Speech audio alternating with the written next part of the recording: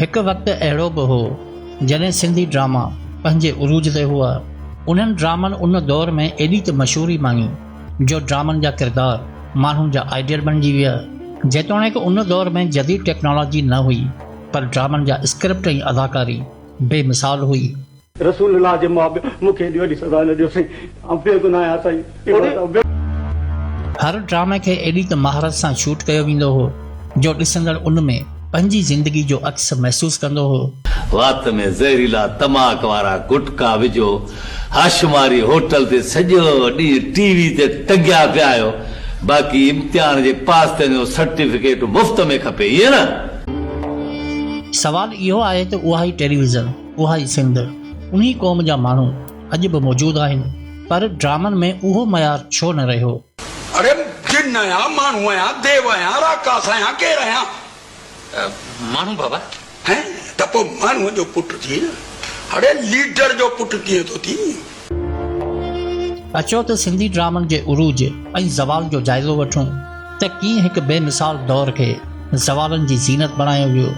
आउं आहियां अज़ीज़ ज़ौर ऐं मां आहियां ग़ुलाम सैयदा फ़ातिमा, ऐं तव्हां ॾिसी रहिया आहियो अज़ीज़ ज़ौर ऑफिशियल फेसबुक पेज। 80 ऐं 90 वारो ॾहाको सिंधी ड्रामनि जे उरूज जो ज़मानो हो। नाटक रंग, सड़तियूं, दंगीअ मंझि, दरिया, बाख, मिटीअ जा माण्हू जहिड़नि ड्रामनि PTV खे शोहरत जे बुलंदियुनि ताईं पहुचाए छॾियो। महमूद सिद्दीकी, सलाहुद्दीन दुनियो, नूर मोहम्मद लाशारी, गुलाब चांडियो, सुहेल असगर ऐं याकूब ज़िक्रिया जहिड़नि केतिरनि ई अदाकारनि जो वॾो किरदारु रहियो।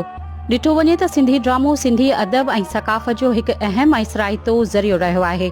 ड्रामो न रुॻो विंदर जो वसीलो रहियो, पर समाजी शऊर, इख़लाक़ी क़दरनि ऐं क़ौमी सुञाणप जी अक्कासी पिणु कंदो रहियो आहे। अलिफ माना अख, उहा अख जेका दर्द जी दुनिया ॾिसी सघे। सिंधी ड्रामनि जो सुनहरी दौर ख़ासि तौर ते 1980 ऐं 1990 वारे ॾहाके में ॾिसण में आयो, जॾहिं पाकिस्तान टेलीविज़न कराची सेंटर तां मयारी सिंधी ड्रामा नशर थींदा हुआ। उन दौर जा ड्रामा समाजी मसइलनि ते ॿधल हूंदा हुआ, जहिड़ो कि ज़मींदारी निज़ाम, गुरबत ऐं नाइंसाफ़ी, औरतुनि जा हक़, रवायती क़दर ऐं जदीद सोच जो टकराव।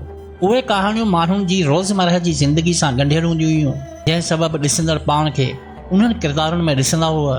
उन दौर में केतिरा ई बहितरीन फ़नकार उभरिया जिन पंहिंजी फितरी अदाकारी सां ड्रामनि खे यादगार बणायो। अदाकारी बनावट न हूंदी हुई, उहा किरदार जी गहराई खे ज़ाहिर कंदी हुई। सभ खां अहम ॻाल्हि त इन दौर में सिंधी ड्रामनि जा लेखक अदब सां लाॻापियल हुया। सिंधी ॿोलीअ जी सुठे इस्तेमाल, मुहावरनि ऐं शाइराणी लहजे ड्रामनि खे फ़िक्री वज़न ॾिनो। लिबास, मौसीक़ी, रस्मूं ऐं ॻोठाणा मंज़र सिंधी तहज़ीब जी सची तस्वीर पेश कंदा हुआ, जंहिं सां क़ौमी सुञाणप मज़बूत थी। इहो ई सिंधी ड्रामनि जो उरूज हो।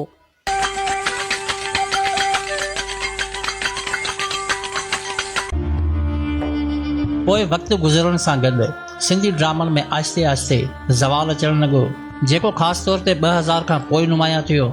नए ड्रामनि में घणो करे वर्जाउ, सतही मौज़ू ऐं गैर हक़ीक़ी कहानियूं शामिल थियण लॻियूं, जंहिं सबबु माण्हुनि जी दिलचस्पी घटिजण लॻी। तिजारती सोच जो ग़लबो वधियो। ड्रामो जेको अॻु फ़िक्र ऐं शऊर जो ज़रियो हो, हाणे वधीक कारोबारी बणिजी वियो। रेटिंग ऐं इश्तिहारनि खे तरजीह मिली, जॾहिं त मयार नज़रअंदाज़ थियण लॻो। गैर तरबियत याफ़्ता फ़नकार अचण लॻा। नए नस्ल में तरबियत जी खोट सबबु अदाकारी में फितरियत घटिजी वई। केतिरा ई फ़नकार रुॻो शहरत जी बुनियाद ते चूंडिजण लॻा। प्राइवेट चैनल ते सरदारी निज़ाम खे वधीक गति ॾिनी वई। मयारी ड्रामा ठाहिण बदिरां जागीरदारी सोच ऐं धारियल कल्चर खे वधीक प्रोमोट कयो वियो, जंहिंजे करे ड्रामनि जी सनत तबाह थी। पर सरकारी ऐं खांगी सतह ते सिंधी ड्रामनि लाइ मुनासिब पॉलिसियुनि, बजट ऐं तरबियत जा इदारा क़ाइमु न थियण करे फ़नकारनि जो फ़न बि ज़ाया थी वियो। हक़ीक़त इहा आहे त मयार ऐं मुहबत सां लिखियल कहाणी कॾहिं बि पुरानी न थींदी आहे, पर जेकॾहिं तिजारती सोच ग़ालिब अची वञे त सक़ाफ़ती वरिसो बर्बाद थी वेंदो आहे।